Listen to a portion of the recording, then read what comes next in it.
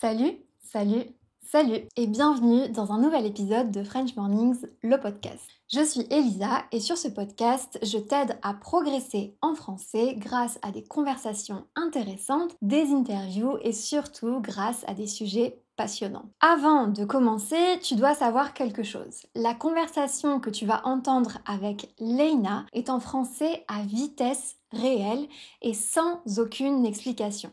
On a parlé comme si on prenait un café entre nous. L'objectif ici pour toi, c'est que tu t'habitues à entendre du français comme il est vraiment parlé, comme on le parle tous les jours. Ça va te paraître peut-être un peu difficile, en plus Leïna parle assez vite, mais ne t'inquiète pas, je t'ai préparé un PDF dans lequel tu peux retrouver la transcription entière de la conversation, le glossaire avec les mots de vocabulaire compliqués, un quiz de compréhension pour voir si tu as vraiment tout compris, et même les recommandations culturelles de Leïna pour progresser en français. Clique sur le lien en description pour le télécharger, tu n'auras qu'à entrer ton adresse mail et tu le recevras gratuitement dans ta boîte mail. Et si jamais tu veux progresser encore plus vite en français, tu trouveras tous mes cours en ligne sur mon site internet frenchmornings.com. Ils sont adaptés à tous les niveaux et ils sont conçus pour t'aider à parler français avec confiance. L'invitée de l'épisode d'aujourd'hui, c'est Leïna. Elle est franco-japonaise et enseigne le japonais aux Français depuis quelques années. Et est-ce que tu savais que les Français adorent la culture japonaise? Avec Leïna, on a discuté des difficultés d'apprentissage que rencontrent ses élèves. Peut-être que ça te parlera. On a parlé aussi des chocs culturels entre la culture française et la culture japonaise. Et on a aussi discuté de l'enfance de Leïna puisqu'elle a grandi dans un environnement bilingue. Je te souhaite une bonne écoute. Salut Leïna, comment ça va? Merveilleusement bien, et toi? Très très bien, merci beaucoup d'être ici aujourd'hui. Merci à toi pour l'invitation. Avec plaisir. On va parler du Japon, mais aussi de l'enseignement des langues, parce que tu enseignes le japonais au français.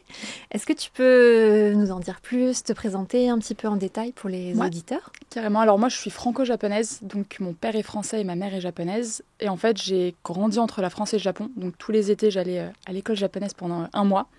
Donc comme les étudiants, enfin les écoliers japonais. Et le restant de l'année, j'étais en France. Et en fait, je me suis mise... Alors il y a quelques années, j'ai perdu ma mère, donc qui était japonaise.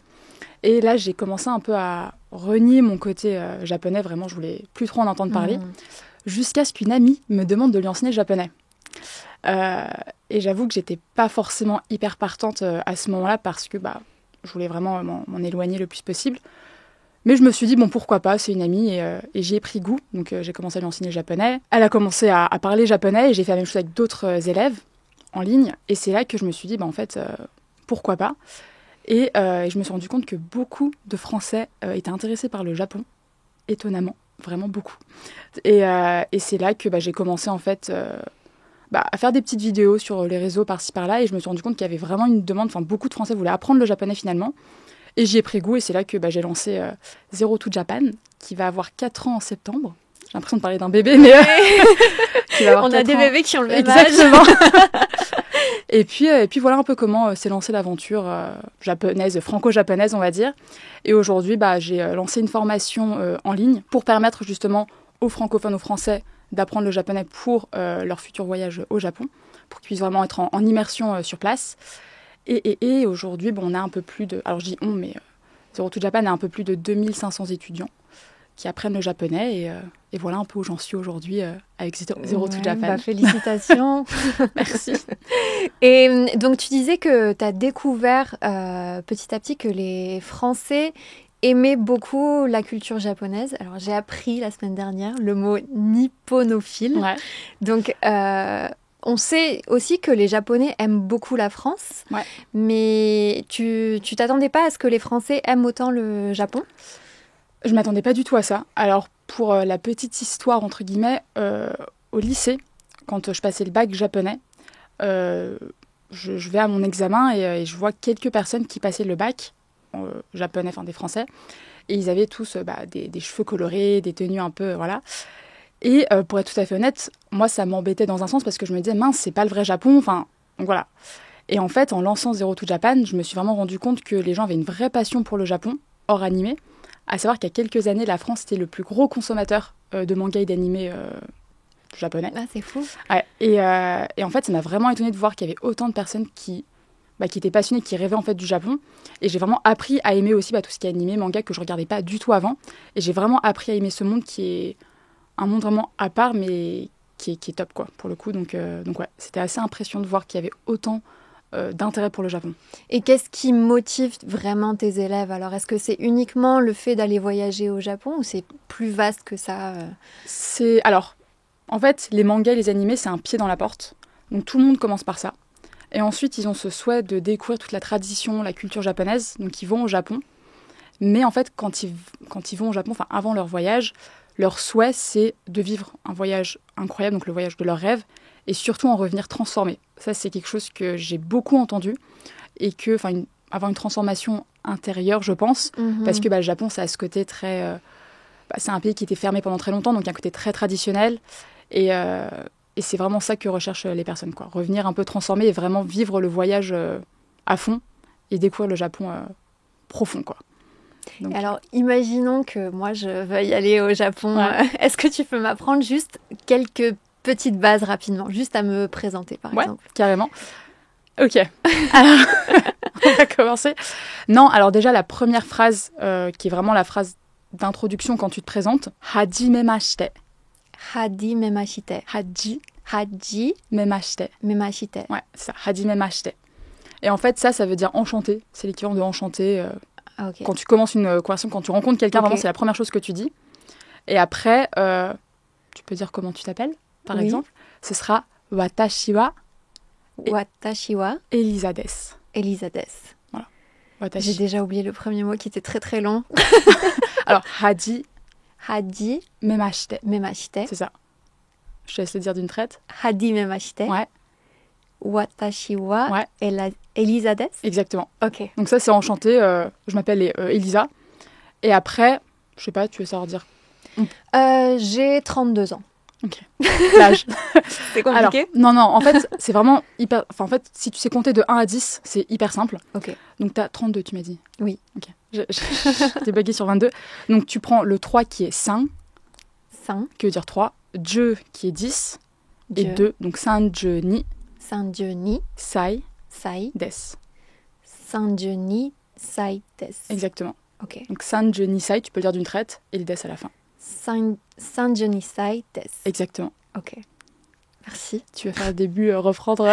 J'ai tout oublié déjà. Moi, j'ai besoin d'écrire. Mais après, c'est un bon exercice quand même parce que parfois, on se focalise trop sur l'écriture. En tout cas, les Français, on a cette culture d'apprendre par l'écrit et on travaille moins l'oreille quand on apprend des langues. Ça, c'est vrai que c'est un gros point que moi, j'avais relevé quand j'avais commencé à enseigner le japonais. C'est que tout le monde commençait par l'écriture, mais vraiment tout le monde. Et honnêtement, 90% des personnes arrêtaient parce que, en fait, l'écrit, c'est pénible, quoi. Enfin, l'écriture japonaise, c'est vraiment différent du français. Pour le coup, ça n'a rien à voir. T'as 3 écritures. Enfin, ça peut vraiment faire peur rapidement. Et en fait, une langue comme le japonais, sachant que l'objectif premier des personnes, c'est aussi de voyager au Japon, si tu le pratiques pas, c'est franchement, pour moi, clairement impossible d'apprendre une langue, et notamment le japonais, quoi. L'écrit, c'est important. Ça vient dans un second temps, en tout cas, là. Mais c'est vrai qu'il faut le pratiquer... Je pense que ce qui est important, c'est de le lire. Toi, tu as une mémoire visuelle, j'ai l'impression. Plutôt, ouais.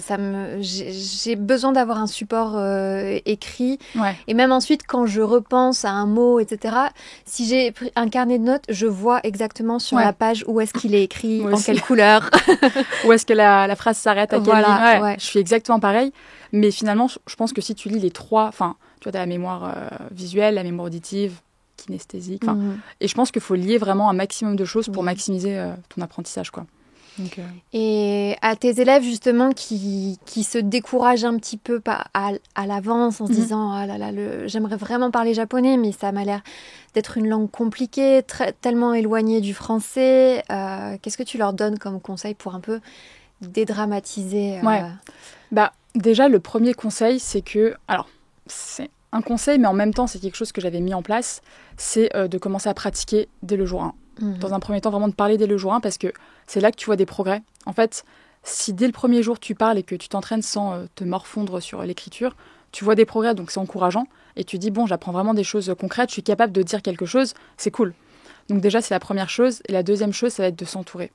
Pour moi, c'est hyper important d'avoir des gens autour de toi avec lesquels, justement, tu peux parler échanger en tout cas sur la langue, sur ton apprentissage, sur les blocages que tu pourrais avoir. Et un exemple quelques exemples en tout cas que j'aime beaucoup donner, notamment au sein de la communauté. Je me souviens, il y avait une élève qui à un moment mettait un message sur le groupe en disant j'ai vraiment du mal, en ce moment j'arrive pas à travailler, ci et ça. Et tu as 5 autres personnes derrière qui lui envoient un message en disant bah tiens, si tu veux on peut s'appeler, on peut travailler ensemble. Et en fait ça crée des binômes, donc peu importe la langue qu'on souhaite apprendre, en tout cas l'entourage qu'on a, essayer de trouver au moins une personne avec laquelle se motiver à apprendre la langue. Et ça pour moi ça fait vraiment vraiment la différence. Ouais, quelqu'un qui va un peu te rebooster dans les moments où tu perds c'est ça, c'est comme la volonté. Exactement. Là, je pense, tu vois, au sport, c'est pareil dans tous les domaines, mais au sport, quand tu cours un marathon et que tu es tout seul, à un moment, c'est dur, mentalement, ça devient hyper compliqué. Mais si tu as du monde autour de toi qui te motive et qui sont derrière toi, là, c'est beaucoup plus simple, quoi. Donc, ouais. Je pense que c'est le point. L'apprentissage en groupe ou en binôme, c'est ça. En tout cas. Et la pratique orale. Ouais. Vraiment, c'est... j'avais une fois, j'ai organisé un petit meet-up avec des élèves, de la communauté sur les réseaux. Et tu as une élève qui m'a dit un truc qui m'a marqué, et je m'en souviens encore, c'est qu'elle me disait c'est cool d'être entourée de personnes qui ont la même passion que toi. Elle me disait moi je saoule mes potes avec le Japon et le japonais, ils n'en peuvent plus. Et juste de pouvoir parler avec des gens qui ont la même passion, ça fait du bien, quoi. Donc, oui. Et je pense que ça se ressent vraiment. Oui, c'est vrai que on a besoin en fait de créer des groupes selon les intérêts de chacun. Et je pense que c'est le cas, même toi, je pense pour le français, c'est... Oui. On a quelque chose de similaire aussi chez French Mornings avec des gens qui se retrouvent dans des salles virtuelles en fait de conversation. Et c'est vrai que maintenant ils ont créé un petit peu leur petit rituel. Tous les mercredis, allez, on discute sur Zoom en français. Donc chacun a des niveaux différents, mais c'est vrai que ça fait des partenaires un peu d'apprentissage. Sur le long terme, c'est ce qui fait qu'on a envie de continuer. Et puis ça motive, et puis tu crées vraiment des relations avec les... c'est plus juste l'apprentissage de la langue, ça devient vraiment... tu crées du lien, ça devient... Oui, complètement. Des amis, Moi, je pense que, par exemple, j'ai appris l'italien, là, les dernières années, et en fait, j'ai rencontré des amis avec qui on s'est dit « Ah, tiens, on apprend tous l'italien » ou c'est la langue qu'on parle en commun. Et je pense que ça fait partie des raisons pour lesquelles j'ai progressé et que je suis allée aussi loin, parce que j'avais des gens avec qui pratiquer et avec qui j'avais envie de communiquer en plus. Et puis en plus, vous pratiquerez, ensemble, vous pratiquez du coup italien parce que vous apprenez la langue, donc c'est un plus. Et tes élèves donc, qui sont partis en voyage au Japon, qu'est-ce qui les a frappés culturellement ? Est-ce que tu as des anecdotes d'un peu des chocs culturels qu'ils auraient pu vivre en tant que Français au Japon ? Alors, je dirais vraiment je pense qu'il y en a beaucoup. Alors, à travers les mangas, qui savent dans un sens à quoi s'attendre, mais en fait, quand ils arrivent sur place, c'est vraiment un pays qui est à part. Dans le sens où tu vois des images par-ci par-là. Je pense qu'on parle d'autres pays, des États-Unis, même l'Italie, l'Espagne, on sait à peu près à quoi s'attendre. Mais en fait, lorsqu'on arrive au Japon, c'est tellement différent. C'est un pays qui était tellement fermé que ils ont gardé une culture très très forte, très très forte.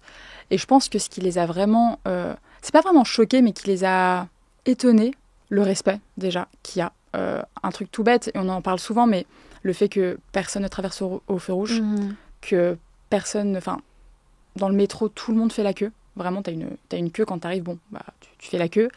Je pense que c'est le respect de toutes ces petites choses qui font que, en fait, ils en ressortent, ils en reviennent différents, quoi. Moi, la première chose qui me vient par rapport au Japon, c'est ce qu'on appelle le tatemae en japonais, et en fait, cette notion de... Les Japonais vont pas nécessairement exprimer ce qu'ils ressentent ouvertement. Du coup, ils vont avoir un côté très aimable. Ils sont toujours très très gentils, très aimables, quoi. Ils sont toujours là pour t'aider s'ils n'ont pas la réponse. Par exemple, si tu cherches, je sais pas, un magasin, tu vas arrêter une personne dans la rue, tu vas lui demander. Si elle ne sait pas du tout où se trouve cette boutique, elle va pas te lâcher en te disant non, je ne sais pas. Elle va t'accompagner, trouver une autre personne pour que cette personne puisse t'aider.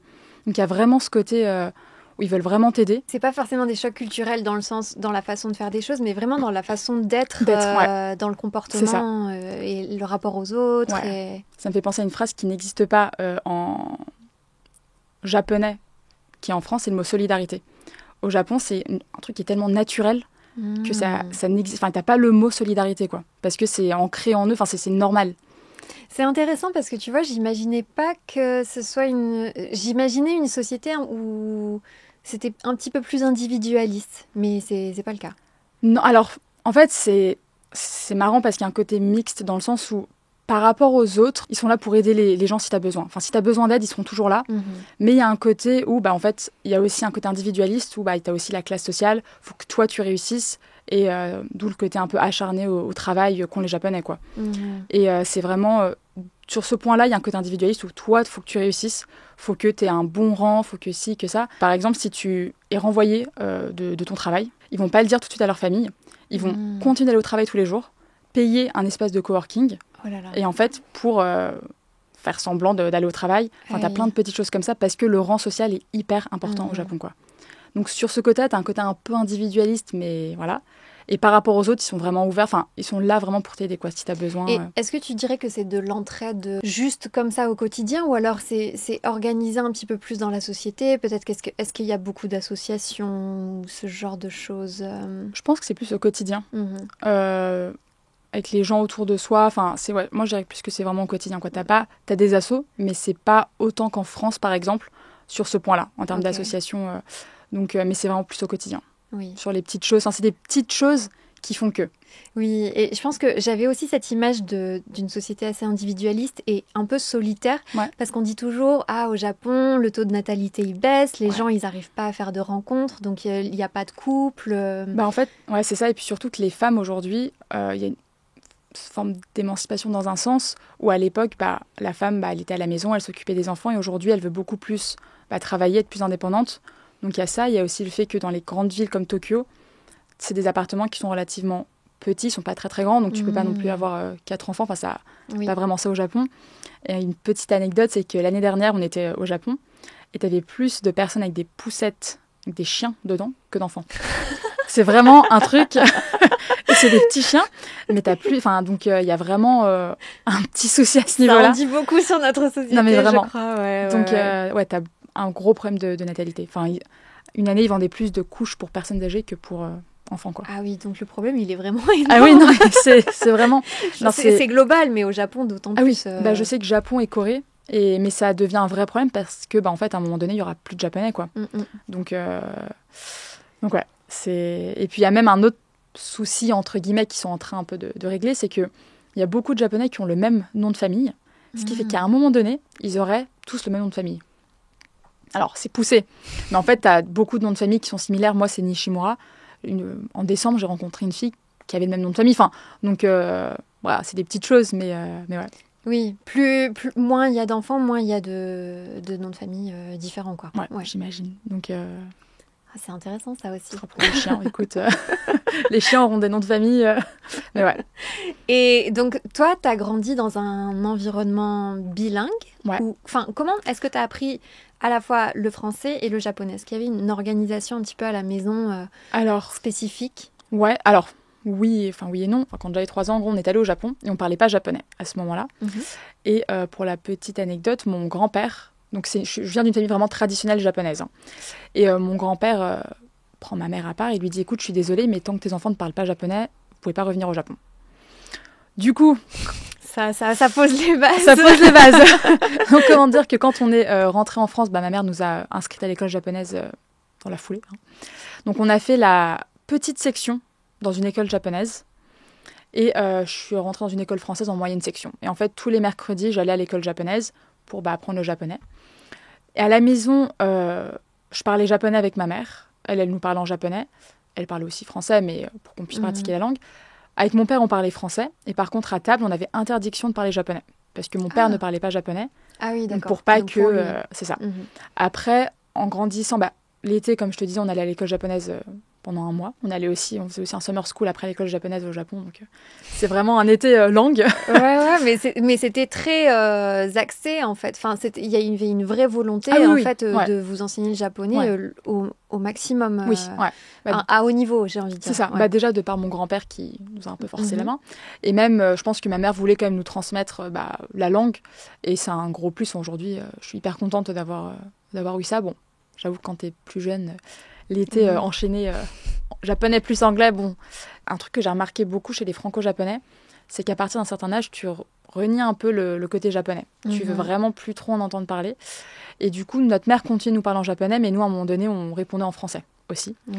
Mais on avait toujours quand même, on entendait la langue au quotidien. Enfin, parfois, ça nous arrive aussi de regarder des films. Enfin, on regarde des films en japonais. Enfin, t'avais tout ce côté-là, quoi. Elle nous lisait des histoires en japonais. Je pense que c'est pas seulement les franco-japonais, mais dans les histoires de famille et d'immigration, etc., que j'ai entendues, il y a toujours un moment où tu veux renier un petit peu pour t'intégrer un peu plus dans le pays où t'es, où tu vis. Ouais, je pense que c'est ça. Franchement.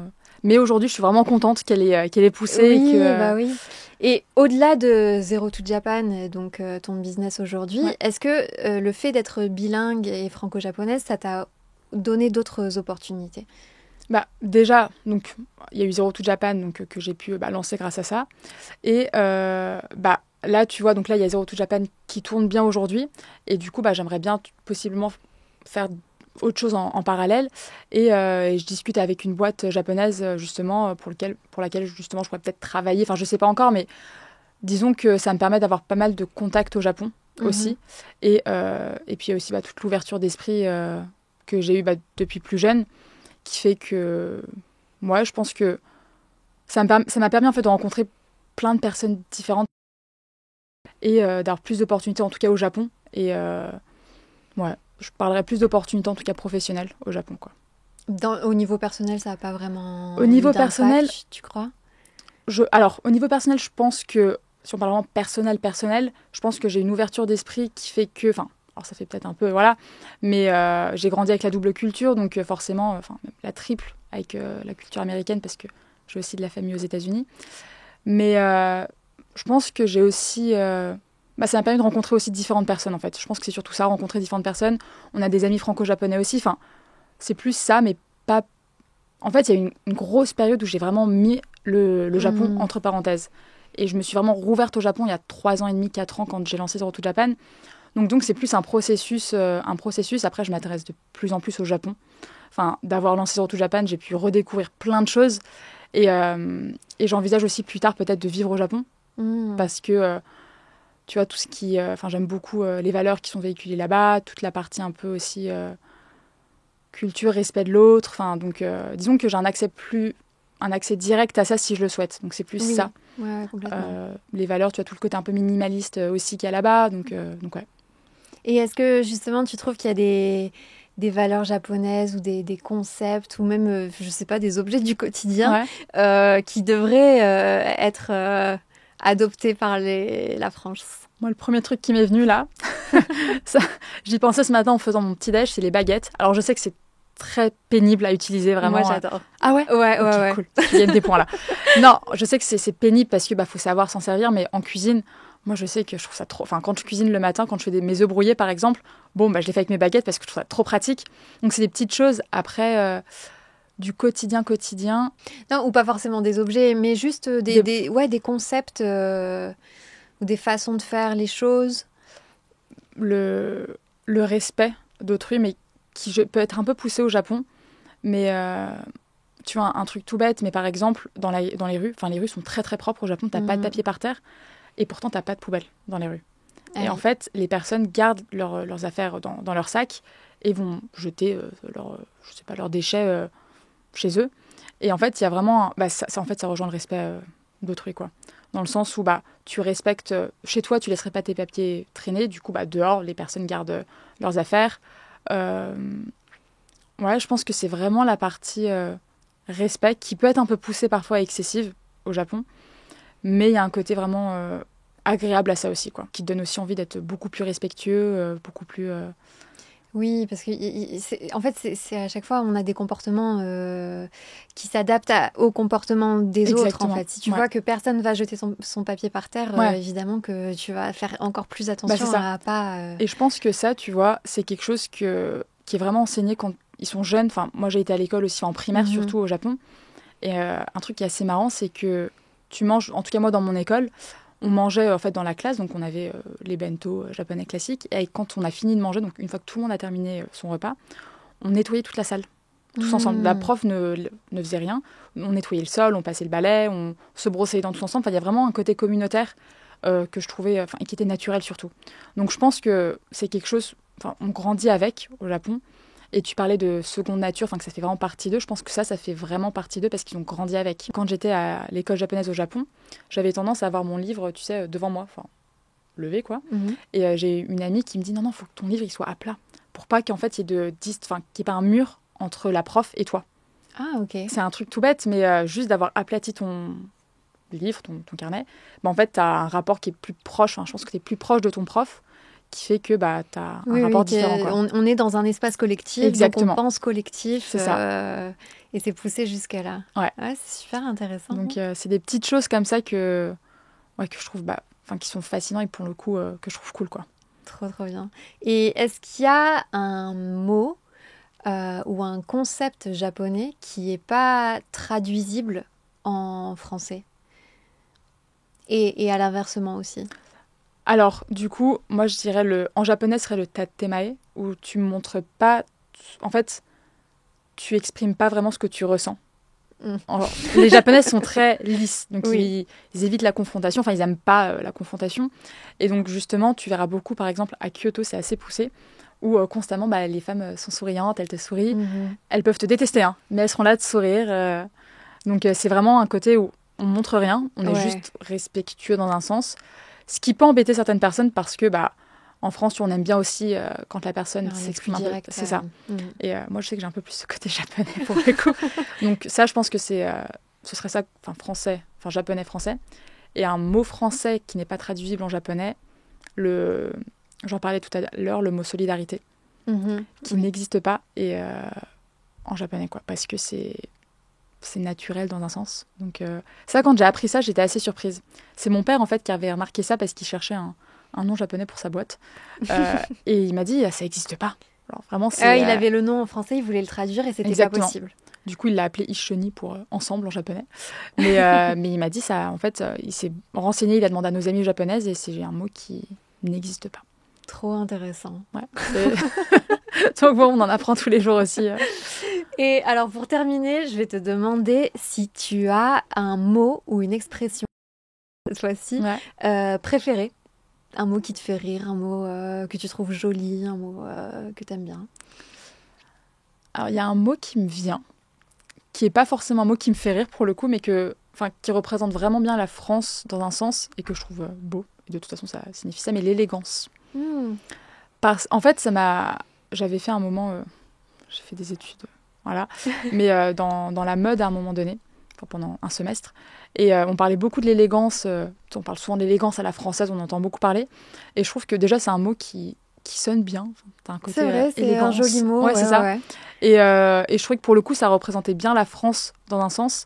Et je sais que, par exemple, les Japonais, quand ils pensent à la France, c'est l'élégance. Bon, t'as aussi le côté romantique français, mais je partirais sur ce mot-là. Ok. Et alors, pour les auditeurs du podcast qui apprennent le français, est-ce que tu aurais des recommandations culturelles à leur partager? Alors, j'ai un film qui était aussi une pièce de théâtre qui m'a fait beaucoup rire, que je trouve vraiment bien. Je tease un petit peu. Ok, j'essaie de deviner, mais... Je sais pas je pense que tu l'as vu, c'est Le Prénom. Ah oui. Et ce film, qui était une pièce de théâtre avant aussi, mais... je le revois à chaque fois, et à chaque fois je le trouve bien joué, et je trouve juste marrant, quoi. Et on m'en a parlé récemment en plus, je sais plus avec qui j'en avais parlé, mais c'est une référence aussi. Il est vraiment cool, franchement il est à voir, et en plus tu rigoles, quoi. C'est l'humour français, voilà, mais tu rigoles. Et attends, tu peux rappeler le pitch rapidement? C'est un groupe d'amis, donc ça se passe dans un salon, et t'en as un, donc qui est joué par Patrick Bruel, je me souviens plus de son prénom dans le film, qui va avoir un enfant. Et l'idée, c'est de deviner le prénom de l'enfant. Donc, le prénom de l'enfant est deviné assez rapidement, mais ça fait polémique. Ok. J'en dis pas plus. C'est bon, ouais. Ça y est, je me rappelle.